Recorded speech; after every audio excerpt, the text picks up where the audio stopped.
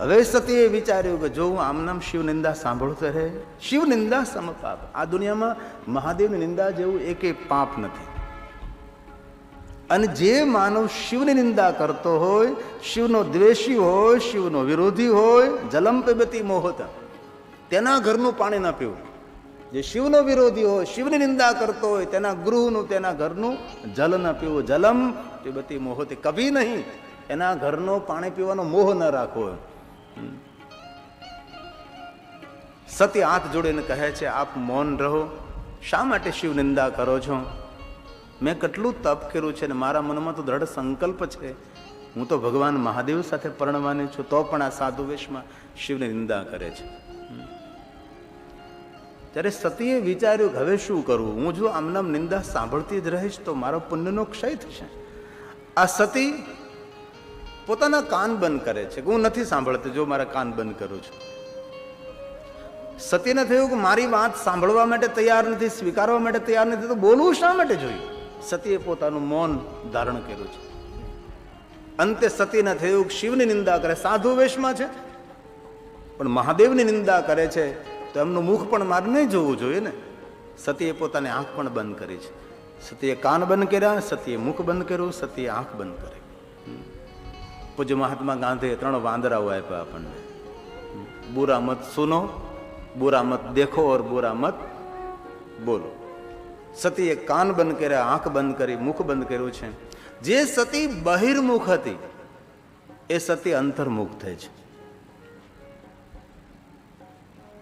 મન મંદિરમાં દીપ પ્રગટ થયો કરે, જેની સાથે તર્ક કુતર્ક કરું છું, જેની સાથે વાદ વિવાદ હું કરું છું, એ કોઈ સામાન્ય નથી. સતી આજ ભગવાનને ઓળખી ગયા છે. પણ ક્યારે? સતીએ કાન બંધ કર્યા, સતીએ આંખ બંધ કરી, સતીએ મુખ બંધ કર્યું છે. નહીં સાંભળવા જેવી વાતોમાં, સાંભળવામાં રસ પડે, સમજવું હજી આપણે બહુ દૂર છીએ. આપણે નહીં જોવા જેવા દ્રશ્યો જોવાનું નિરંતર ઈચ્છા થાય, સમજો ભગવાન દૂર. નહીં કરવા જેવી વાતો નિરંતર કરતા રહીએ, સમજો ભગવાન દૂર છે. દૂરદર્શન કરવાથી પ્રભુ નહીં, અંતરદર્શન કરવાથી પ્રભુ. બહિર્મુખ થવાથી નહીં, અંતર્મુખ થવાથી. સતીએ પોતાની આંખ બંધ કરી, કાન મુખ બંધ કર્યું છે. સતીના ઘટ મંદિરમાં, મન મંદિરમાં દીપ એક જ્યોતિ પ્રગટ થાય છે. અહીંયા સતી હાથ જોડીને કહે છે, તમે નિંદા ન કરો. અંતે આંખો કાન મુખ બંધ કરે છે, ભગવાનનું દર્શન થાય છે, પ્રભુને ઓળખી જાય છે. મૂળ રૂપમાં ભગવાન શિવ પ્રગટ થાય છે અને સતીને કહે વરદાન માગો. સતી વરદાન માગે છે અને કહે છે કે ભગવાન મારી સાથે વિવાહ કરો. બીજું વરદાન માગો, સુંદર શણગાર કરીને મારી સાથે વિવાહ કરો. શંકરજી બીજું વરદાન આપે છે, જતી આપ પિતાના ગૃહે જાઓ, હું કૈલાસ જાઉં છું. શંકર ભગવાન સતીને વરદાન આપી શિવલોકમાં જાય છે અને સતી પોતાનું તપ પૂર્ણ કરી પ્રજેશનગરમાં આવે છે. સતી માતા વીરણીને આગળ વાત કરે છે કે ભગવાન શંકરે મને વરદાન આપ્યું, મારી સાથે પ્રભુ વિવાહ કરે. વીરણી દક્ષને કહે છે, દક્ષ પ્રસન્નતા વ્યક્ત કરે છે. સપ્ત ઋષિઓ ગર્ગાચાર્ય મહારાજ નારદને આમંત્રિત કરે, સૌ પધારે છે. વિવાહ પત્રિકા તૈયાર થાય. સપ્ત ઋષિઓ ગર્ગાચાર્ય મહારાજ નારદ વિવાહ પત્રિકા લઈને શંકર ભગવાનની પાસે જાય છે. અને અહીંયા દક્ષ વિશ્વકર્માજીને કહે છે, મારા પુત્રી સતીના વિવાહ છે, સુંદર નગરને શણગારો, સુંદર મંડપો ઉભા કરો, દ્વાર ઉભા કરો, મારી પુત્રીના વિવાહ છે. પ્રજેશ નગરમાં વિવાહની તૈયારીઓ થવા લાગી છે. અહીંયા ગર્ગાચાર્ય મહારાજ નારદ અને સપ્ત ઋષિ શંકર ભગવાનની પાસે જઈને કહે, લ્યો મહાદેવજી, આપના વિવાહની પત્રિકા, વિવાહની કરો તૈયાર, સૌને આમંત્રણ નિમંત્રણ મોકલાવો સર્વલોકની અંદર. ભગવાન શું કહે કે સપ્ત ઋષિઓ નારદ ગર્ગાચાર્ય આમંત્રણ નિમંત્રણ આપવા કોણ જશે? ન માતા, ન પિતા, ન બંધુ, ન મિત્ર, ન ગુરુ, કોઈ નથી પરિવારમાં. સપ્ત ઋષિઓ આપ, નારદ આપ, ગર્ગાચાર્ય આપ, સૌ જાઓ, સર્વલોકમાં આમંત્રણ આપો, સૌ મારા વિવાહમાં પધારે. સપ્ત ઋષિઓ ગર્ગાચાર્ય મહારાજ નારદ સૌ નીકળે છે. સર્વલોકની અંદર આમંત્રણ નિમંત્રણ મળે છે શંકર ભગવાનના વિવાહમાં જોડાવા માટેનું. ઇન્દ્ર ઇન્દ્રાણી સાથે, બ્રહ્મા બ્રહ્માણી સાથે, વિષ્ણુ લક્ષ્મી સાથે, કુબેર વરુણ આદિ દેવ, નારદ આદિ મુનિ, બહુ સારા ઋષિ મુનિઓ, દેવગણો કૈલાસમાં સૌ પધારે છે. શંકર જે એક પથ્થરની શિલા પર બાબા બેઠા છે, વિખરાયેલી પથરાયેલી ગુથાયેલી જટા છે, ભાલમાં ભસ્મનું ત્રિપુંડ છે, મહાદેવજીના પ્રસન્ન મુખ મુદ્રા છે. એક બાજુ ત્રિશુલ ખોડેલું છે, ડમરું તેની સાથે બાંધેલું છે, પ્રસન્ન મુખ મુદ્રા છે. સૌને આવકારે, પધારો પધારો, આવો પધારો પધારો પધારો. એટલા બધા તો સર્પો પહેરેલા છે, પૂરું અંગ સર્પોથી લપેટાયેલું છે. પૂરો દેવલોક આવી પહોંચ્યો શંકરજીના વિવાહમાં જાનમાં જવા માટે. શણગાર કરી કરીને કિંમતી મુકુટ પહેરીને પીતાંબર શ્વેતાંબર લીલાંબર સૌ ધારણ કરી સોના ચાંદીના સુંદર હીરા મોતીના આભૂષણોને ધારણ કરી સૌ દેવો પધાર્યા શિવલોકની અંદર. જેના વિવાહ છે એમની કોઈ તૈયારી નથી. ભગવાન મહાદેવને જોઈને સૌ હસવા લાગ્યા છે. ઇન્દ્ર હસે છે, બ્રહ્માજી હસે, વિષ્ણુ હસે છે. ત્યારે નારદ પૂછવા લાગે છે કે ઇન્દ્ર, બ્રહ્મા, વિષ્ણુ શા માટે કુબેર એટલું અટહાસ્ય કરો છો? જોર જોરથી અટહાસ્ય. દેવતાઓ એકબીજા હસવા લાગે છે. નારદ પૂછવા લાગે, શા માટે દેવતાઓ આપ એટલું બધું અટહાસ્ય કરો છો? આપ દેવ છો? ઇન્દ્રએ કહ્યું, બ્રહ્માએ કહ્યું, વિષ્ણુજીએ કહ્યું કે નારદ હસવું ના આવે તો શું આવે? કેમ શું? જેમના વિવાહ છે એમની કોઈ તૈયારી નથી. જો તો અમે બધા એટલા શણગાર કરીને આવી પહોંચ્યા, એમની કોઈ તૈયારી નથી. નારદ, મહાદેવને કહો થોડો શણગાર કરે. આ નારદ બૃહસ્પતિ, દેવગુરુ બૃહસ્પતિને કહે છે કે બૃહસ્પતિ દેખો જરા ભગવાનને. બૃહસ્પતિ શંકર ભગવાનની સામે જોવે છે અને મહાદેવના રૂપનું સુંદર વર્ણન કરે છે. બાબા, તમારા રૂપને કોણ પામી શકે? તમારા રૂપને કોણ સમજી શકે? ભગવાન, તમારા રૂપને કોણ સમજાવી શકે છે? જો આમાં તમે રૌદ્ર છો, પણ તમારું હૃદય તો રુદ્ર છે. રૌદ્ર એટલે ભયાનક અને રુદ્ર એટલે બહુ કોમળ. એ મહાદેવ, મારી સ્તુતિનો સ્વીકાર કરો. આ શબ્દો દેવગુરુ બૃહસ્પતિના છે અને બહુ સુંદર શબ્દો વડે શિવની સ્તુતિ કરે છે. આટલા તો સર્પો મહાદેવજીએ ધારણ કર્યા છે કે અંગ ઉપર કોઈ સ્થાન ખાલી નથી. આટલા ભગવાને સર્પો પહેર્યા છે. સર્પાલય છે ભગવાન મહાદેવ. સર્પોનું ઘર છે. પૂરા અંગ પણ કોઈ સર્પ જટાની ઉપર જઈ રહ્યો છે, કોઈ સર્પ જટાથી નીચે આવી રહ્યો, કોઈ સર્પ આ બાહુથી બીજી બાહુ પર, કોઈ સર્પ ગળાને ભરડો વાઢી રહ્યો છે, કોઈ સર્પ ફુફકાર કરી ત્રીજું નેત્ર અગ્નિ જ્વાળાનો છે, અગ્નિમાં વૃદ્ધિ કરી રહ્યો છે. ક્યારેક ક્યારેક ચંદ્ર પણ દેખાતો બંધ થઈ જાય છે, એટલી અગ્નિ જ્વાળાઓ છે. પ્રસન્ન મુખરા. કોઈ સર્પ ધરતી ઉપર જઈ રહ્યા, કોઈ સર્પ ધરતી ઉપરથી અંગ પર આવી રહ્યા. પૂરું શરીર સર્પોથી લપેટાયેલું. કેટલા સર્પો? ચોમાસાનો પહેલો વરસાદ પડે અને કોઈ રાફડામાં પાણી જાય અને રાફડામાંથી જેમ સર્પો ઉભરાય નીકળે, આખો રાફડો સર્પોથી વીંટળાયેલો. એવી રીતે શંકરના અંગ પર એટલા બધા સર્પો છે. એક એક જટાની લટમાં સર્પ વીંટાયેલા છે. એવું શંકરનું એક અલૌકિક રૂપ છે. બૃહસ્પતિ અને નારદ કહે છે, ભગવાન, દેવતાઓ સૌ શણગાર કરીને આવી પહોંચ્યા. ભગવાન, તમારા વિવાહ છે પ્રભુ, આપ શણગાર કરો, તૈયાર થાવ. શંકર કે હું તૈયાર જ છું, હાલો આપણે જઈએ. હવે નારદ કહે છે, સાંભળો, તમે સતીને વરદાન કેવું આપ્યું છે? શંકરજી કે, નારદ, મેં સતીને વરદાન એવું આપ્યું છે, શણગાર કરીને વિવાહ કરીશ. તો શણગાર તો કરો. પીતાંબર શ્વેતાંબર લીલાંબર લાવો, સોના ચાંદીના આભૂષણો લાવો, મુકુટ લાવો, અમે તમને ધારણ કરાવી, પહેરાવીએ, અમે તમને શણગારીએ. શંકર કહે, સોના ચાંદીના આભૂષણો ક્યાં વાત કરે? પીતાંબર શ્વેતાંબર લીલાંબર ને ક્યાં વાત કરે? અરે ઘરેણા સોનાના. તમે કહેતા હો તો આ જો નાગ ઓછા પડતા હોય તો 2-3 અજગર પહેરી લો, બાકી જે છે તે અંગ પર મારી શોભા છે, બસ. ત્યારે દેવતાઓ એકબીજા પરસ્પર વાતો કરવા લાગ્યા છે. ઇન્દ્ર બ્રહ્માના કાનમાં કે બ્રહ્મા વિષ્ણુના કાન, વિષ્ણુ કુબેરના કાનમાં કીધું અને નારદ વાત પહોંચે. નારદ, તમે મહાદેવને પૂછો, એમને જો કોઈ વાંધો ન હોય તો અમારી વસ્તુ એમને પહેરવા માટે આપીએ. નારદે કહ્યું, મહાદેવજી, આ દેવતાઓ એમ કહે છે કે એમની વસ્તુ તમને પહેરવા માટે આપે. શંકરજી હસવા લાગે નારદની સામે જોઈને, મુસ્કુરાટ કરે છે. તે નારદ સમજી ગયા છે, કારણ કે બધી વાત સમજવા માટે કઈ શબ્દોની જરૂર ન હોય. અમુક વાત તો નજરથી થઈ જાય, અમુક તો મુસ્કુરાટથી વાત થઈ જતી હોય, કે શબ્દોની બધી જરૂર ન હોય, આંખનો ઈશારો કાફી છે. નારદ સમજી ગયા શંકર ભગવાન શા માટે હસે છે. નારદ મનોમન વિચારે, ભગવાન, અદ્ભુત લીલા આપની છે. હું જાણું છું ભગવાન, તમારા મુખ ઉપર મુસ્કુરાટ શા માટે છે. દેવતાઓ એવું કહે છે કે એમની વસ્તુ તમને પહેરવા માટે આપે. પ્રભુ, તમે એવું કહેવા માંગો છો કે દેવતાઓ એમ કહે છે કે એમની વસ્તુ તમને પહેરવા માટે આપે, પણ દેવતાઓ ભૂલી ગયા છે એમની જે વસ્તુ છે ભગવાન તમારા ભૃગુના ઈશારા માત્રથી તમે તેને આપે છે. ભવદ ભૃગણહિતા. દેવતાઓ કહે એમની ક્યારથી બની ગઈ? પણ શંકરજી મૌન રહ્યા છે. અને ભગવાન શંકરજી કહે છે નારદને, નારદ, કહો, મને શણગારે. મહાદેવે અનુમતિ આપી છે, કહો દેવતાઓને મને શણગારે. વિષ્ણુ ભગવાને પિતાંબર પહેરેવું, બ્રહ્માજી ખેસ આપ્યો છે, ઇન્દ્રે મુગુટ આપ્યો છે, કુબેરે ઘણા બધા સોના ચાંદીના આભૂષણો, લ્યો મહાદેવજી સોના ચાંદીના આભૂષણો પહેરો. શંકર કે આ સોના ચાંદીના આભૂષણો ક્યાં અંગ ઉપર કયું પહેરાય મને ખબર ન હોય, તું મને પહેરાવ. હવે કડે બાંધવાનું હોય, મેં ડોકમાં પહેર લઉં તો મને શું ખબર પડે, તું પહેરાવ.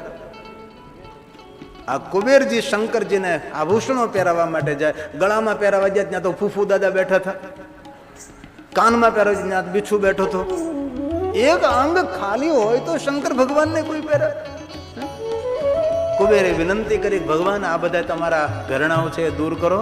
શંકરે સર્પને એક બાજુ, બીછુને એક બાજુ, જટામાંથી બધા હરપુને કર્યા, અંગ ખાલી થયું. ભગવાન મહાદેવજીને સુંદર સોના ચાંદીના આભૂષણો ધારણ કરાવ્યા છે, ભગવાને પહેર્યા છે. અને નારદે કહ્યું, ભગવાન ભસ્મ પણ થોડીક ઓછી કરો, આ સારું ન લાગે.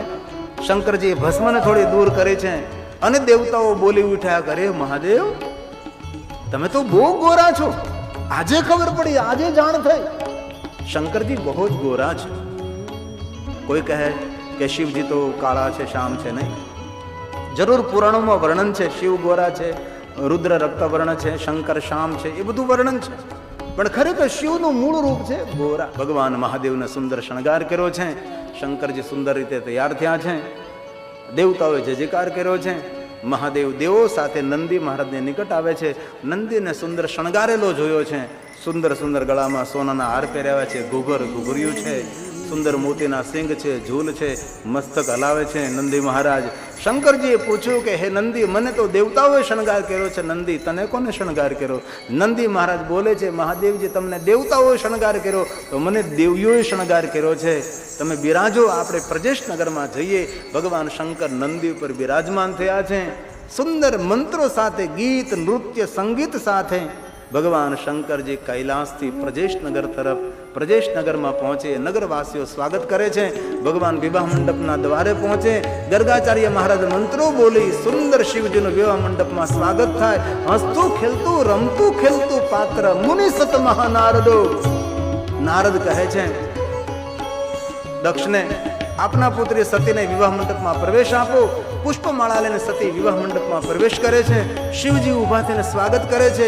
પુષ્પમાળા અર્પણ થાય. શંકર પુષ્પમાળા સતીને અર્પણ કરે. વિધિ પૂર્ણ થયો. બિરાજમાન થયા. અંગુષ્ઠની પૂજા થઈ છે. હસ્તમેળાપ કન્યા દાન થયું છે. અગ્નિની ઉપસ્થિતિમાં મંગલ ફેરાવો થયા છે. શિવ અને સતીના સુંદર વિવાહની કથા શિવ મહાપુરાણમાં વિસ્તૃત કહી છે. અંતે વ્યાસજીએ એમ કહ્યું કે જે કોઈ માનવ શિવ અને સતીના વિવાહની કથાનું શ્રવણ કરે છે તે પરિવારનું સર્વ મંગલ મંગલમ, તેનું મંગલ થશે, આવો ભાવ પ્રગટ કર્યો છે. જે કોઈ શિવ અને સતીના વિવાહની કથાનું દર્શન કરે છે, શિવ સતીના વિવાહની કથાનો વિસ્તાર કર્યો છે. ત્યારબાદ શિવ અને સતીનો સુંદર વિહાર. શિવ અને સતી જાય છે વનમાં. ભગવાન રામજીનું, લક્ષ્મણજીનું દર્શન થાય છે. આ સતી ભગવાન શંકરને કહીને, અને શંકરજી કહે છે કે જાઓ પરીક્ષા કરો, વિવેક રાખજો. પણ સતી વિવેક ચૂકી ગયા છે. જો તમે યાદ રાખજો, આ દુનિયામાં ગમે એટલો મોટો મહાન માણસ હોય, પણ જ્યારે વિવેક ચૂકી જાય ને ત્યારે એ માણસ બહુ નાનો દેખાઈ જાય છે. શંકરની પત્ની છે સતી, કઈ જગદંબા અંબા પરાંબાર, કેટલી મહાન વ્યક્તિત્વ છે. પણ એ સતી હવે વિવેક ચૂકી ગયા છે. અને આ સતીએ સીતાનું રૂપ લીધું છે. રામજીને સન્મુખ ઉભા રહ્યા. રામ અને માં સતીનો સુંદર સંવાદ. અંતે સંશય ટળ્યો. પાછા ફરે છે. શિવજીએ કહ્યું કેમ પરીક્ષા કરીને આવતા રહ્યા? જુઠ્ઠું બોલ્યા છે. દર્શન કોનું કર્યું? સત્યનું. રામ એટલે સત્ય, પરમ સત્ય, જીવતું જાગતું સત્ય, પરમ સત્ય સ્વરૂપ, સત્ય મૂર્તિ રામનું દર્શન કર્યું. દર્શન કરીને આવ્યા અને જુઠ્ઠું બોલ્યા છે, અસત્યનો પ્રયોગ કર્યો છે. આપણે પણ એવું જ કરીએ ને. એટલે આપણે, એટલે તમે નહીં. આપણે કથા સાંભળી 3 કલાક, પણ મંડપમાંથી બહાર નીકળે તરત એમ કે સ્વયંસેવકો બહુ ખરાબ મત, આમ ઘૂસવા જ નહોતી અંદર, ખબર એના બાપનું શું જાતું છે, આપણને આવવા જ નહોતી અંદર. બસ આટલી વસ્તુ આપણે લઈને જઈએ છીએ. આપણને આગળ ન બેસવા દીધા. અરે 3 કલાકમાં કેટલી શબ્દ પુષ્પાંજલિ, શબ્દાંજલિ આપી. એ કોઈ વસ્તુ આપણે યાદ નથી. જીવનમાં દરેક માણસનું આવું છે. પછી હું હોઉં કે આપ હોઉં, હંમેશા જે લઈ જવાનું હોય તે લઈ નથી જતા, આપણે બીજું જ કાંઈક લઈને જતા હોઈએ છીએ. આ સતીનું પણ એવું જ થયું. સત્યનું દર્શન કરવા ગઈ, અસત્ય બોલી, કછોના પરીક્ષા લીની ગોસાઈ. અંતે શિવજી મનોમન ત્યાગ કરે છે. દેવતાઓ જયજયકાર કરે છે. સતી પૂછવા લાગે જયજયકાર શા માટે? શંકરજી મૌન રહ્યા. બહુ હૃદયથી પ્રાર્થના કરું છું, ઘરની અંદર ક્યારેય પણ અરાજકતા પ્રશ્નો ઊભા થાય ત્યારે જેટલા મૌન રહેશો એટલું હિત છે આપણું. જો બોલ્યા તો મર્યા. શંકરજી મૌન રહે. સતી વારંવાર પૂછે કે જયજયકાર શા માટે? કૈલાસમાં જઈને કહીશ. ચાલો, શિવ સતી કૈલાસમાં પહોંચે. સતી પૂછે એ પહેલા તો બાબા ધ્યાનસ્થ થઈ ગયા. 87,000 વર્ષો વીતી ગયા. અંતે સતીએ ક્ષમા માગી. નેત્રો ખોલે ભગવાન, લગે કહન હરિકથા રસાલા. ભગવાને કથાનો પ્રારંભ કર્યો છે. શિવ કથા કહે, સતી કથાનું શ્રવણ કરે. અને તે સમયે તે જ કાલે પ્રજેશ નગરમાં યજ્ઞનું આયોજન દક્ષ કરે છે. ભુવનના દરેક દેવી દેવતાઓને આમંત્રણ નિમંત્રણ. શિવ સતીને નિમંત્રણ નથી. એટલે સતીએ કહ્યું કે પ્રભુ કહો આ બધા કઈ બાજુ જાય છે? શંકરજી બહુ સરસ બોલ્યા છે. મહાદેવજી એમ કહે છે, સતી જો આપણું આપણે મંગલ અને કલ્યાણ કરવું હોય તો કોણ ક્યાં જાય છે અને ક્યાંથી આવે એ જાણવાની જરૂર નથી. આપ કથામાં ધ્યાન આપો. તો પણ સતી કથામાં ધ્યાન ન આપ્યું. વારંવાર પૂછે. ત્યારબાદ શંકરજીએ કહ્યું, આપના પિતાના અભિમાન આવ્યું છે, અહંકારપૂર્વક યજ્ઞનું આયોજન થયું, આપણને નિમંત્રણ નથી, આપણે નથી જવાનું. તો પણ સતી જવા માટે તૈયાર થયા. અસંખ્ય ગણોને સાથે મોકલે સતીની રક્ષા માટે. અને સતી પ્રજેશ નગરમાં જાય. નગરવાસીઓ અનાદર કરે છે. માં આવકાર આપે છે. અને માં વીરણી કહે, જા બેટા સતી, જા યજ્ઞનાળના દર્શન કર અને જલ્દી પાછી આવ. આપણે માં દીકરી સુખ દુઃખની વાતો કરીએ, પણ માં વીરણી થોડી જાણે છે કે સતીની અંતિમ મુલાકાત છે. અને ખૂબ યાદ રાખજો જીવનમાં, આ દુનિયામાં કોની કઈ પહેલી મુલાકાત ને કોની કઈ અંતિમ મુલાકાત એ કોઈને ખબર નથી. તેથી જીવન યાત્રામાં જે મળે તેની સાથે સારો વ્યવહાર કરો. અને મારી બહેનોને પણ મારી ખૂબ પ્રાર્થના છે, સાધુ તરીકે પ્રાર્થના. તમારા પતિદેવ હોય કે પછી ભાઈ હોય કે પિતા હોય, એ ઘરની બહાર જ્યારે જતા હોય ત્યારે તેને પ્રસન્ન મુખ મુદ્રાથી વિદાય આપો. કારણ કે દુનિયામાં કોઈને ખબર નથી આ છેલ્લી વિદાય છે કે પહેલી વિદાય. પ્રસન્ન મુખ મુદ્રાથી. ઘરમાં ઝઘડો કરીને કોઈ જુદું ન પડવું. અરે રાત્રે સુવો તો એકબીજાને મળીને સુવો. ભલામણ આંખ બંધ થાય, સવારે આંખ ખુલે ન ખુલે આપણને ખબર છે. તેથી જીવન યાત્રામાં જે મળે તેની સાથે સારો વ્યવહાર કરો. જો તેની સાથે ગંદો વ્યવહાર થયો હોય અને કદાચ રોજ માટે વિખૂટા પડવાનું થયું હોય તો મનની મનમાં રહી જાય, ડંખ મારે જીવન આખું. તેથી એક વિનંતી છે મારી, સૌ સાથે સારો વ્યવહાર કરો. સામેનો માણસ ભલે ગંદો વ્યવહાર કરે, તેનો સ્વભાવ તેને મુબારક. આપણે આપણા સ્વભાવની સંતુલન નહીં ગુમાવવાની. ચંદન પોતાની શીતળતા ક્યારેક ગુમાવે છે નહીં. તો આપણા સ્વભાવની શીતળતા શા માટે આપણે ગુમાવવી જોઈએ? યજ્ઞનાળના દર્શન કરવા જાય છે. શિવનું કોઈ જગ્યા સ્થાન નથી. પિતાજીને કહેવા લાગે છે કે આ શું પિતાજી? દક્ષ અપમાન કરે દીકરીનું, પુત્રીનું અપમાન. જો તો ખરાબ. અને મારા ભાઈઓને મારી પ્રાર્થના છે, આમ તો દીકરાનું અપમાન નહીં કરવું જોઈએ, પણ દીકરાનું ક્યારેક અપમાન થઈ જશે તો દીકરો પિતાનું અપમાન સહન કરી લેશે. પણ પિતા જ્યારે દીકરીનું અપમાન કરે ને ત્યારે દીકરી એ અપમાન સહન નથી કરી શકતી. શા માટે? કારણ કે દીકરીને મા ઉપર જરૂર પ્રેમ હોય છે, પણ દીકરીને મા ઉપર પ્રેમ હોય એના કરતાં વધારે આ દીકરીને બાપ ઉપર પ્રેમ હોય છે. તેથી પિતાએ ભૂલથી પણ દીકરીનો અનાદર, દીકરીનું અપમાન ન કરો. અને ઘરના બે પાત્રોનો ખૂબ આદર કરો.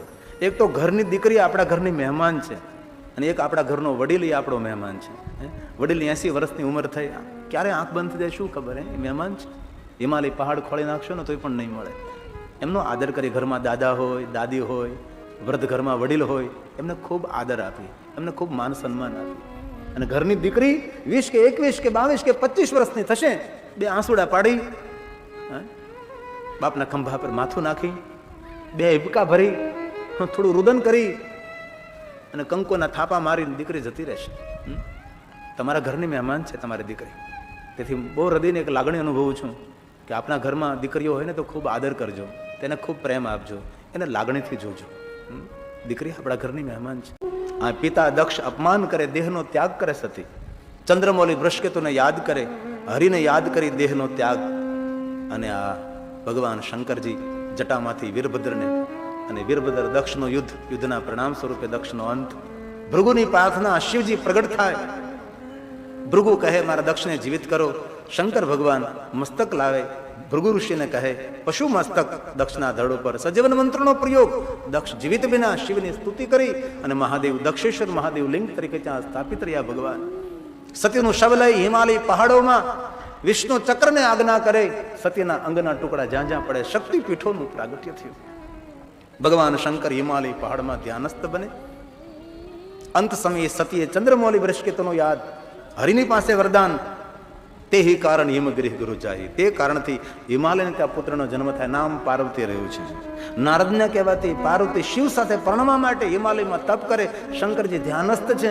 વચ્ચેના સમયમાં તારકાસુર નામનો અસુર બ્રહ્મા પાસેથી વરદાન મેળવે છે, શિવ પુત્ર દ્વારા મારું મૃત્યુ થાય. દેવો તારકાસુરના ત્રાસમાંથી મુક્તિ મેળવવા માટે શિવને સમાધિમાંથી જગાડે. કામદેવને કહે, કામને બાળીને ભસ્મ કર્યો. રતિને વરદાન આપ્યું. કામેશ્વર મહાદેવ લિંગ તરીકે ત્યાં ભગવાન ઉપસ્થિત રહ્યા. અંતે નારદને દેવોએ શિવને પ્રાર્થના કરી. ભગવાન શિવજી સમાધિમાંથી જાગે છે અને દેવો કહે, ભગવાન તારકાસુરના ત્રાસથી દુઃખી છે. ભગવાન તમારા લગ્ન થાય ને, તમારા દ્વારા સંતાન પુત્ર થાય, તારકાસુરનો અંત આવે. ભગવાન આપના દ્વારા પુત્ર જન્મે. પાર્વતી તમારી સાથે પરણવા માટે તપ કરે છે. સપ્ત ઋષિઓને મોકલે છે, પાર્વતીના આશીર્વાદ આપે. તપ પૂર્ણ કરી પાર્વતી હિમાલય નગરમાં જાય છે અને શંકરજી કહે, દેવો તમારા સૌના મંગલ માટે હું વિવાહ કરીશ. અને શંકરના પાર્વતી સાથે વિવાહની કથા પાર્વતી ખંડમાં છે. અને મારી દીકરીઓને પ્રાર્થના છે, વિવાહ પહેલા એકવાર પાર્વતી ખંડનો પાઠ કરો. જે દીકરી વિવાહ પહેલા એકવાર પાર્વતી ખંડનો પાઠ કરે છે એને શંકર પાર્વતીની સૌભાગ્ય પ્રાપ્ત થાય છે. એવું શિવ મહાપુરાણનો સુંદર મહાત્મય છે. એકવાર પાઠ કરી લો, લગ્ન થયા પહેલા એકવાર પાર્વતી ખંડ વાંચી લેવાનો, એનો પાઠ કરવાનો, એનો બહુ મહિમા છે.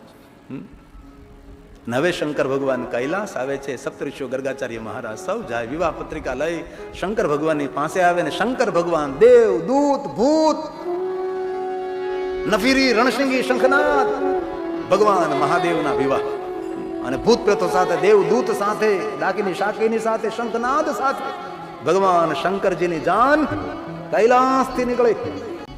અને એક બહુ હૃદયથી સાધુ તરીકે કહું છું, જેને પરમાત્મા મહાદેવ ઉપર ભરોસો, જેને શંકર ભગવાન ઉપર શ્રદ્ધા છે ને, દુનિયામાં કઈ તેને ભટકવું ન પડે. એકવાર તેના પર શ્રદ્ધા તો રાખો ભલામણ. શ્રદ્ધા વિહીન કરેલું મોટું સત્કર્મ કોઈ ફલ ના આપે. શ્રદ્ધા સમેત કરેલું નાનકડું સત્કર્મ એ મોટું ફલ આપે છે. અને બહુ હૃદયથી વિનંતી કરું છું, ભગવાન ઉપર થોડો વિશ્વાસ રાખતા શીખીએ. આપણે જીવનમાં થોડું ધૈર્ય રાખીએ આપણે, અને હંમેશા પોઝિટિવ રહી. સારું જ થશે, સારું જ થશે.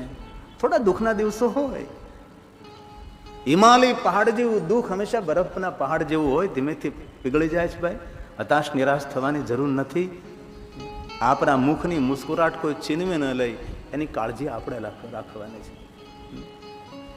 आपके मुख पर मुस्कुराहट है तो दुनिया आपके साथ है, वरना आंसू की जगह तो आंख में भी नहीं है. आंख પણ આંસુને ધક્કો મારીને બહાર કાઢે છે. થોડા દિવસો હોય જીવનમાં, દુઃખ આવે, વિપત્તિ આવે, વેદનાઓ આવે, થોડું ધૈર્ય, થોડું પ્રભુ ભજન વધારો. હનુમાન ચાલીસા એક વાર કરતા 7 વખત કરો, 7 વાર કરતા હોય તો 11 વાર કરો, 21 વાર કરો. અને એક વસ્તુ યાદ રાખજો, આ દુનિયામાં કોઈ પાસેથી સાથ આપવાની અપેક્ષા ન રાખો. તમારું ભજન, તમારું સ્મરણ, તમારી ભક્તિ, તમારી શ્રદ્ધા અને આપણો વિશ્વાસ એ જ આપણા માટે જીવનમાં સહયોગી હોય છે. બાકી કોણ ભલામણા કરે? અનુકૂળ સ્થિતિમાં સૌ કો હસતા રહે છે, પ્રતિકૂળ સ્થિતિમાં હસતો રહે એ સફળ થાય છે ભલામણા. અને બહુ મહત્વની વાત, ક્યારેય કોઈ આપણે નિંદા કરે તો નારાજ નહીં થવું, અને કોઈ આપણા વખાણ કરે તો બહુ પ્રસન્ન નહીં થવું. આપણી માનસિક સ્થિતિ સ્થિર રહેવી જોઈએ, માઇન્ડ ડેવલપ થવું જોઈએ, અને માઇન્ડ બેલેન્સ પણ થવું જોઈએ. આપણે કોઈ નિંદા કરે, આપણા માટે કોઈ ખરાબ બોલે તો આપણે એ સમયે નારાજ થઈ જઈએ. આપણા માટે કોઈ સારું બોલે તો આપણે પ્રસન્ન થઈ જાય. તો એવું આપણે સમજવું કે આપણી ખુશી, આપણી નારાજગીની ચાવી બીજાના હાથમાં છે. આપણી ખુશીની ચાવી આપણા હાથમાં હોવી જોઈએ. તેથી કોઈ પણ કપરી સ્થિતિમાં આપણો ચહેરો હંમેશા ખીલેલો રહે. ભગવાનને કેવા પુષ્પો અર્પણ કરીએ છીએ? ખીલેલા પુષ્પો, કરમાયેલા, બુરઝાયેલા નહીં, કભી નહીં, ખીલેલા પુષ્પો. ભગવાનને ખીલેલો પ્રસન્ન ચહેરો એ બહુ જ પ્રિય છે. અને હસવાનું વરદાન માનવ જાતને મળ્યું છે. ભલા માણસ, આ દુનિયામાં કોઈ પક્ષી હસી શકે છે? એકાદું તો પક્ષી દેખાડો. આ દુનિયામાં કોઈ પ્રાણી હસી શકે છે? કોઈ પશુ હસી શકે છે? અને બીજી વાત, મર્યા પછી કોઈ હસી શકે છે? અને કોઈ માણસ મરી ગયો અને દાંત કાઢે, જો તમે બધા સ્મશાન યાત્રામાં આવ્યા હોય ને એ ભાગી જાય. આ જીવતો માણસ હસી શકે છે. કેટલું મોટું વરદાન આપણને જો માણસ ભલે ગમે એટલો કદરૂપો હોય, પણ તેનો ચહેરો ખીલેલો હોય, ચહેરા પર મુસ્કુરાટ હોય તો કુરૂપ માણસ પણ વહાલો લાગે છે. પણ ભગવાને બહુ જ રૂપ આપ્યું હોય, પણ તેનો ચહેરો ઉતરેલો હોય, તેના મુખ ઉપર નારાજગી હોય, તેના મુખ ઉપર મુસ્કરાટ ન હોય તો રૂપાળો ચહેરો પણ કુરૂપ લાગે છે. અને બીજી વાત, આમ તો બહેનોને ન કહેવાય, ભાઈઓને જ કહું છું, લાગુ બહેનોને પડે છે, કોઈ દિવસ મોઢું ન ચડાવવું. ભાઈઓ ન કહો છો, બહેનો તમને નહીં. આપ તો કોઈ દી મોઢું ચડાવતા જ નથી, ડાયા માણસો છો તમે તો સૌ. મારે તો ભાઈઓના પક્ષમાં બોલવાનું છે. ચહેરો હળેલો હારો પણ ચડેલો નહીં હારો. હળી ગયો હોય તેની દવા થાય, પણ મોઢું હળી ગયો, હું તમને કહું નિરંતર તોબડું ચડેલું હોય કયું કામનું. હળેલો ચહેરો હારો પણ ચડેલો નહીં હારો. પ્રસન્ન મુખ મદર આપણી રહે, મુખ ઉપર મુસ્કુરાટ રહે, મુખ પ્રસન્નતા, મુખ ઉપર હસી, એ આપણી ઓળખાણ છે. પછી જિંદગીભર જે માણસો હશે ને પછી લાફિંગ ક્લાસમાં જાય. આમ તમે જોજો, લાફિંગ ક્લાસમાં એવા માણસો હશે ને કે એના મુખમાં દાંત જ નહીં હોય. દાંત વગરના માણસો લાફિંગ ક્લાસમાં હોય, કારણ કે જિંદગી આખી થોડુંક પણ હસ્યા ન હોય એ લાફિંગ ક્લાસમાં જાય. લાફિંગ ક્લાસમાં હસે નહીં, ખાલી હવા નીકળે. કારણ કે જ્યાં સુધી મુખમાં દાંત છે ત્યાં સુધી હસવું રૂપાળું છે ને. અને બીજી એક વાત, દાંતને હંમેશા ચોખ્ખા રાખો. દાંત એ પરમાત્માની ભેટ છે, પરમાત્માનું વરદાન છે. કેટલા સુંદર ભગવાને આપણને દાંત આપ્યા. માવો ખાઈ ખાઈને, તમાકુ ખાઈ ખાઈને, ગુડકા ખાઈ ખાઈને બોખલી કેટલી ગંદી થઈ ગઈ. એ તો મારી બહેનો સારી છે કે તમને સ્વીકારે છે. ક્યારેક તો અરીસામાં આપણે જોઈએ, એટલે તમને ભાઈઓ નથી કહેતો, હું તો બહેનોને કહું છું. ક્યારેક તો અરીસામાં જોઈએ કે આપણે આ બોખલી કેટલી ગંદી કરી નાખી છે. અને બહુ હૃદયથી હું સાધુ છું એટલે કહું છું, જો કે આપશો તો ભાઈઓ બહુ ડાયા માણસો છો, પણ કોઈને તમાકુ ગુડકા કે આવું કંઈ માવો ખાવાની આદત હોય એ મારા પ્રભુના કથા મંડપમાં છોડે ને એની તંદુરસ્તીની જવાબદારી શંકર ભગવાનની રહે છે. બીજું કાંઈ ન કરીએ, પણ કમસે કમ ભલે દેશનું ધ્યાન ન રાખી શકીએ પણ દેહનું ધ્યાન તો રાખીએ. જે પોતાના દેહનું ધ્યાન રાખી શકતો નથી એ દેશનું ધ્યાન કેવી રીતે રાખી શકવાનું છે? અને આપણે શું વીરાંજલિ માટે ભેગા થયા છે? શબ્દાંજલિ, પુષ્પાંજલિ, ભાવાંજલિ, આપણા વીરોને અંજલિ આપવા માટે તો એટલું તો કરીએ. આપણા શરીરની તંદુરસ્તી તો આપણે રાખીએ. અને બીજી એક બહુ હૃદયની વાત કરું, જ્યાં ત્યાં થૂકવું નહીં. સાધુ પુરુષોનું લક્ષણ છે, તમે જોજો, સાધુ પુરુષ હોય, મોટા માણસો હોય, સજ્જન માણસો હોય, સમાજમાં પ્રતિષ્ઠિત થયેલા માણસો હોય, એના તમે કોઈ થૂકતા નહીં જુઓ, કભી નહીં. થૂકતા તો નહીં જુઓ, તેને તમે જ્યાં ત્યાં કચરો ફેંકતા નહીં જુઓ. આ ડાયા માણસોના લક્ષણ છે. અને આપણે મોઢામાં ગુડકું હોય, પાન હોય, માવો હોય તો આપણે વારંવાર થૂકવું પડે. અને ડૉક્ટરો એમ કહે વારંવાર જે થૂકે ને એ જલ્દી ગરડો થઈ જાય. ગરડો કેમ થઈ જાય? કારણ કે ખારા રે દરિયામાં મીઠી એક વીરડી છે. આખો દરિયો ખારો છે, રુધિર ખારું છે, આંસુ ખારા છે. આની તો ખબર જ હોય આપણને. એક લાળ ગ્રંથિ મધુર છે, અધરમ મધુરમ મધુરાધિપતિ. એક લાળ ગ્રંથિ મધુર છે. તો આ શરીર પાણીથી ચાલે છે, શરીર અન્નથી ચાલે છે, શરીર વાયુથી ચાલે છે. પરંતુ જો આ શરીરમાં મુખમાં લાળ ગ્રંથિ આવવાનું બંધ થઈ જાય તો શરીર ચાલતું બંધ થઈ જાય. તેથી લાળ ગ્રંથિને અમૃત કહેવાય છે, અધરમ મધુરમ. શરીરમાં લાળ બનવાનું મુખમાં જો બંધ થઈ જાય તો માણસનું મૃત્યુ થાય. શરીર લાળથી ચાલે. અને કોઈ પણ ખોરાક હોય, લાળ ગ્રંથિ તેમાં ભળે તો એ ખોરાક મીઠો લાગે. આપણે બીમાર પડીએ ત્યારે આપણે બાજરાનો રોટલો કે ભાખરી ખાતા હોય તો કેવું લાગે ખબર ને? આપણે પાર્લે બિસ્કિટ ખાઈ તો એમ લાગે કે આ બિસ્કિટ છે કે આ માટીના ટુકડા છે? સ્વાદ નહીં. કેમ? લાળ નથી આવતી મુખમાં. ડૉક્ટર પાસે જાઓ, તમારો આંખ તપાસે, પછી કે મુખ ખોલો. મુખ શા માટે ખોલવાનું કહે છે? એ જોવે છે લાળ ઝરે છે અંદર. લાળ ઝરતી બંધ થાય એટલે માણસ બીમાર પડવા લાગે છે. અને શરીરમાં કિંમતી લાળ ગ્રંથિ એને વારંવાર થૂકી નાખીએ ત્યારે 40 વર્ષનો માણસ 80 વર્ષ જેવો દેખાતો હોય છે. બાસા મળી જાય. તેથી જીવન મળ્યું છે એને માણીએ આપણે. આપણો પહેલો ધર્મ છે મંદિરે જવું, પહેલો ધર્મ છે તીર્થયાત્રા કરવી, પહેલો ધર્મ છે પૂજા કરવી, અર્ચન કરવું, સેવા કરવી, દાન કરવી. એ એક પણ આપણો પહેલો ધર્મ નથી. આપણો પહેલો ધર્મ છે આ શરીર આરોગ્યવંત રહે તેની પૂરી કાળજી રાખવી. એ પહેલો આપણો ધર્મ છે.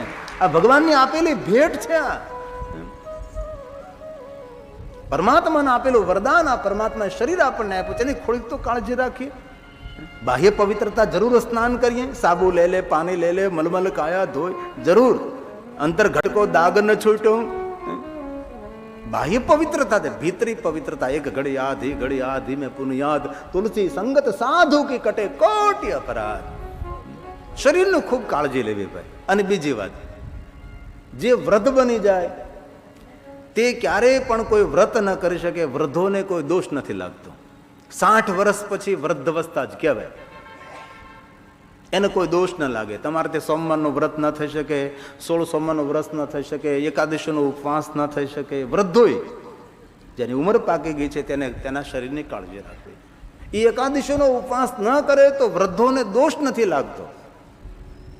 વૃદ્ધો કોઈ વ્રત ન કરે તો તેને દોષ નથી લાગતો. અરે વૃદ્ધો શું કહ્યું પુરાણોમાં, કોઈ વૃદ્ધ માણસ હોય અને એ સ્નાન ન કરે તો પણ તેને દોષ નથી લાગતો. આમ તો નાહવું જોઈએ રોજ, આમ તો 100 કામ છોડીને નાહી લેવું.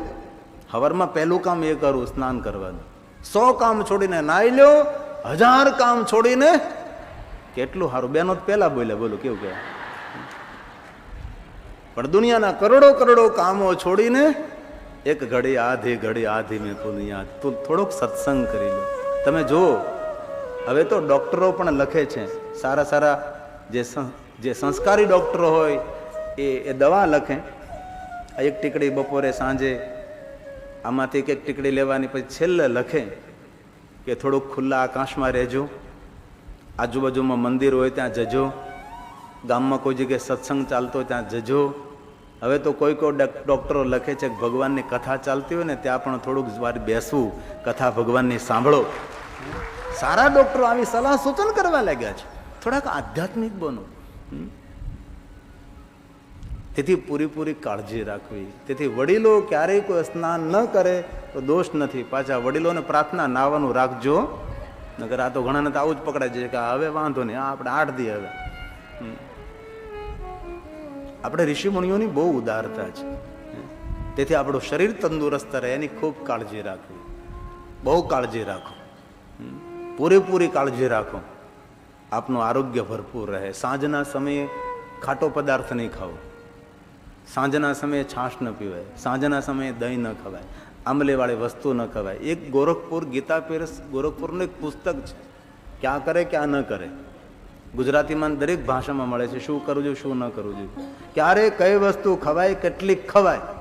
આપણે ઋષિ મુનિઓનું સંશોધન છે. ભૂખ લાગે એટલે પેટમાં નાખી દેવું એમ નહીં, પૌષ્ટિક આહાર લેવો. ભોજન કરો, હંમેશા ઓછું ભોજન કરો, થોડા ભૂખ્યા રહો, થોડીક શ્વાસ લેવાની જગ્યા રહે એવું ખાનું રાખો. આ તો એટલું ખાય મુખમાંથી ને નાકમાંથી ને નીકળી જાય. ભલામણ ઓછું ભોજન કરો. અલ્પાહારી સદા ઉપવાસી, એને ઉપવાસ કરવાની જરૂર નથી. જે અલ્પાહાર કરે છે, ઓછું ભોજન કરનારા માણસોને રોજ ઉપવાસ કરવાનું ફળ મળે છે. તેથી મારા યુવાન ભાઈઓને પ્રાર્થના, આપ આરોગ્યવંત રહો, તેની પૂરી કાળજી રાખો. પહેલા પણ કહ્યું હતું, ફરી પણ કહું છું કે વર્ષમાં 2 વાર દાંત દુખતા ન હોય તો પણ દાંતના ડોક્ટરને દેખાડી દેવું કે આમાં કઈ શરૂઆત નથી થઈ ગઈ ને કોઈ જગ્યાએ. કાનમાં પીડા ન હોય તો વર્ષમાં 1-2 વાર કાનના ડોક્ટર પાસે જવું. આંખમાં કઈ તકલીફ નથી તો પણ આંખના ડોક્ટર પાસે 1-2 વાર જવું કે તકલીફ નથી, કે શરૂઆત નથી થઈ ને. અને વર્ષમાં 1-2 વાર પૂરેપૂરી લેબોરેટરી કરાવો, પૂરેપૂરું શરીર તપાસી લો કે આમાં કોઈ જગ્યાએ શરૂઆત નથી થઈ ને. આપણું કેવું છે, આપણે બીમાર પડીએ પછી ઘરમાં 2 દી સુધી તો સુદર્શન પીએ, આપણે પછી તુલસીનો ઉકાળો 2 દી સુધી પીએ, પછી વળી બહુ શરદી જવું જોઈએ તો આદુન રસ ને મધ ને ચાંટીએ, બધું આ બધું કરીએ. એટલા બીમાર થઈ જાય કે ટીંગાટોળી કરીને લઈ જાય ને ત્યારે દવાખાને જાય. એવું ન હોય. બીમારીની શરૂઆત થઈ ન હોય એ પહેલા ડોક્ટર પાસે જવું. રોગ નાબૂદી થાય એમ નહીં, રોગ થવો જ ન જોઈએ. એટલી શરીરની કાળજી રાખવી જોઈએ. આવું બધું મારે તમને કહેવું ન જોઈએ, તમે ડાયા માણસો છો. પૂરેપૂરી કાળજી રાખો, તમે બીમાર ન પડો. દુનિયાની સંપત્તિ આપની પાસે છે, પણ જો આરોગ્ય નહીં હોય તો તમે કેવી રીતે મજા માણવાના છે. અનેક મિષ્ટાન ભોજન સામે પડ્યા હોય પણ આરોગ્ય નહીં હોય તો શું કરવું. આરોગ્ય તમારી પાસે ભરપૂર છે તો સાંજનો ટાઢો બાજરાનો રોટલો હવારમાં દહીંમાં છોડીને શેરાવાની કેટલી મજા આવે. કારણ કે આરોગ્ય છે આપણી પાસે. હવે તો માણસો કેટલા રોગી બની ગયા છે. હવે તો ધીમે ધીમે સમય એવો આવવાનો છે ને કે કોઈના લગ્ન પ્રસંગમાં આપણે જમવા જઈશું ને તો જમવાની બધી મીઠાઈ આવશે, મોહનથાળ આવશે, પેંડા, આ તે લાડુ, મોહનથાળ બધું આવે. એ પહેલાં બધા ટીકડી લઈને નીકળે છે. હાલો high BP, low BP, diabetes. પહેલાં બધી ટીકડીઓ, બધા એક ટીકડીઓ ખાય. પછી મીઠાઈ નીકળે છે. પછી લાડુઓ તો નહીં હોય, લાડુડી છે. લાડુઓ તો ગુજરી ગયો, ભાભો તો ગયો. લાડુડી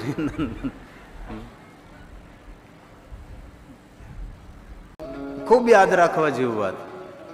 ડાયા માણસો, સજ્જન માણસો, સમજદાર માણસો એ બોલવામાં ઉતાવળ ન કરે. અને જીવનમાં બધી વસ્તુમાં ઉતાવળ કરવી, બોલવામાં ઉતાવળ નહીં કરવી. એક શબ્દ બોલતા પહેલા 2 વાર વિચાર કરવો ભાઈ.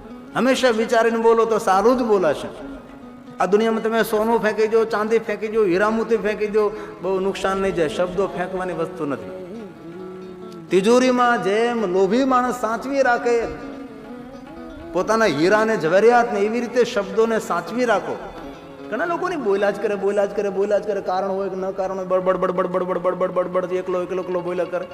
જાગતો હોય તો બોલે, ઊંઘમાં બોલે. એ તો સારું છે, મરી જાય ત્યારે બોલી શકતો નથી, બોલતો જાય ન કરી. હું પણ કારણ વગેરે બોલવાનું યાર. મૌન મોટું તપ છે. મૌન રાખવાથી વાણીનું વજન વધે. પૂજ્ય મહાત્મા ગાંધી એમ કહે કે માણસ મૌન હોય ને તો તેને ઓળખવું મુશ્કેલ છે, પણ એ માણસ જ્યારે બોલે ને ત્યારે તેનું તળિયું દેખાય જાય, ત્યારે એ માણસ ઓળખાઈ જાય છે. તેથી બને એટલું મૌન. અને માગ્યા વગર વણ માગી કોઈને સલાહ ના આપી. આ તો મારું માનો ને સમજ્યા. હું પણ સમજ્યા ભલામણ, સમજ્યા વાતમાં સમજ્યા. મારું માનો ને તારો છોકરા નથી માનતા, મારું માનવું છે ભલામણ. આવે વણ માગી કોઈને સલાહ ના આપે. 3 વાર વિનંતી કરે કે મને થોડુંક માર્ગદર્શન આપો ને આ વસ્તુ ઉપર, મને આમાં જાણ નથી. ત્યાર પછી એને કહેવાનું તું માને તો જ આપું, મારે ખોટા શબ્દો વ્યય કરવાની જરૂર નથી. અને આપણું તો કેવું, કાંઈ લેવા દેવાનું હોય તો માગ્યા વગર. આ દુનિયામાં મફત કાંઈ નથી મળતું. મફત એક વસ્તુ મળે, શિખામણ. હાવ મફત, કોઈ ચાર્જ ચૂકવો ન પડે ને. આવી બધી કુટેવોને આપણે દૂર કરવાની છે. આવા બધા દુર્ગુણોને આપણે ધીમે ધીમે છોડવાના છે. તમે ગુણને મેળવો નહીં, પણ દુર્ગુણને છોડે ને તો આપોઆપ ગુણ બધા ખીલી નીકળે. આપોઆપ ગુણ બધા ઉગે છે.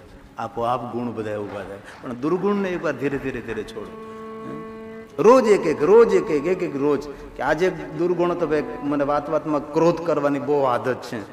અને એક વસ્તુ ખૂબ યાદ રાખજો, એક ક્ષણવાર ક્રોધ કરીએ ને આપણે, 72 કલાક સુધી કરોડરજ્જુમાં કંપન રહે. આમે કરોડરજ્જુ હોય ને, શરીર સાથે જોડનારું, મગજ સાથે સંદેશા વ્યવહાર કરે, કરોડરજ્જુ.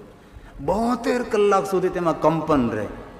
હવે 72 કલાક સુધી કંપન રહે તો 72 કલાકમાં તો બીજી વાર ક્રોધ કરી નાખ્યો હોય ને આપણે, ત્યાં તો સ્ટોક જાહેર કરી દીધો હોય પાછો. નિરંતર કરોડરજ્જુમાં કંપન રહે છે ત્યારે એ માણસ ગરડો થાય. ત્યારે જોવું તમે, એને હાથ પગ ધ્રુજતા હોય છે. એ રકાબી ના પકડે કે આમ અખબાર હોય તો આમ થાય. કારણ કયું? કારણ એ કે જે કરોડરજ્જુમાં કંપન હતું એ શરીરમાં વ્યાપી ગયું છે. તેથી ડાયા માણસોએ ક્રોધ ન કરો. એક ક્ષણવાર ક્રોધ કરવાથી આપણું લોહીનું પાણી બની જાય. ક્રોધ કરવાથી લોકપ્રિયતા ઓછી થાય.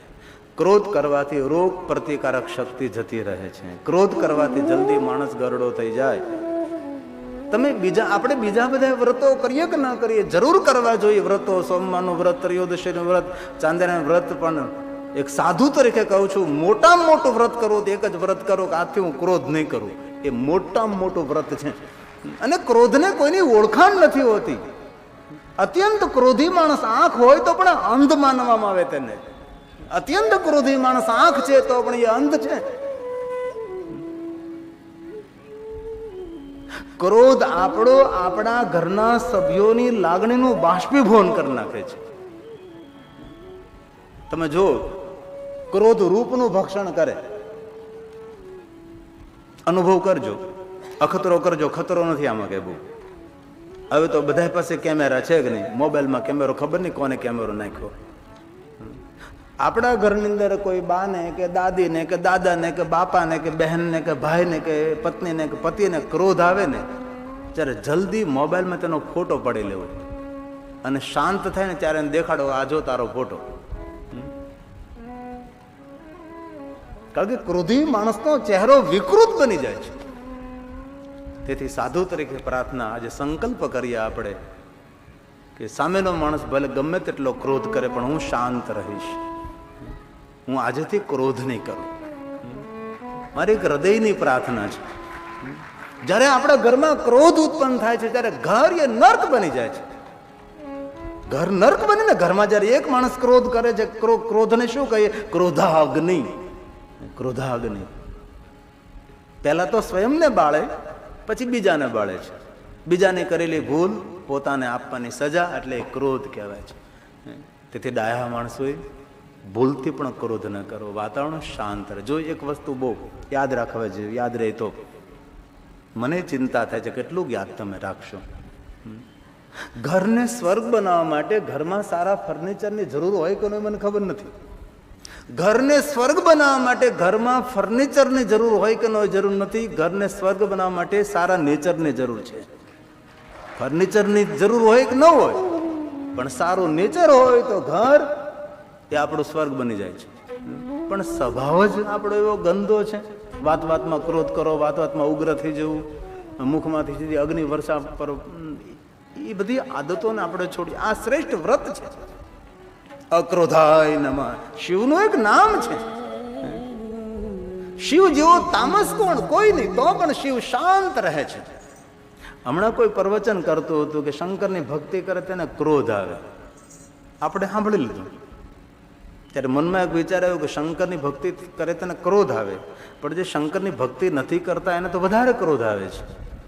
પણ એટલું યાદ રાખવું, શંકરની ભક્તિ કરતા હોય તેને જરૂર ક્રોધ આવે, પણ મહાદેવની ભક્તિના ફલ સ્વરૂપે એ ક્રોધ ઉપર સંયમ રાખી શકે છે. એ શંકરજી તેને ભેટ આપે છે. ક્રોધ ઉપર સંયમ રાખવો એ બહુ જ કઠિન છે. તેથી મારા વહાલા ભાઈઓને મારી પ્રાર્થના, બહેનોને કંઈ કહેવાય જ નહીં આપણાથી, સૌને મારી પ્રાર્થના છે, કોઈ પણ સ્થિતિ નિર્માણ થાય શાંત રહેવાનું છે. શાંત રહેવાનું છે. અહીંયા